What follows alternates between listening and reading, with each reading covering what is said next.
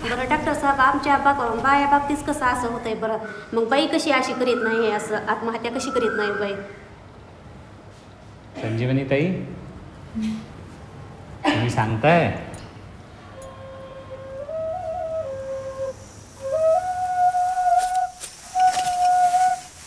एवढे आंबे आम्ही घरी लावले, पण काय आंबे खायच्या टायमाला तसं झालं म्हणायचं.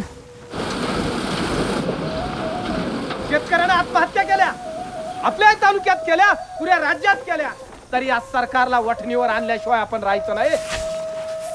भाव तुटलेतच ना. गेल्या वर्षीची परिस्थिती होती ती यावेळेस परिस्थिती नाही.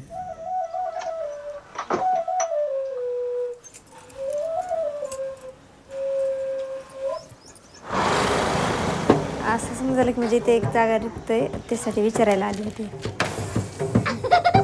पण ते न केलं तसं तुम्ही जर असं घरात पडून बसून जर राहिला तर लेकरांनी कोणाकडे बघायचं?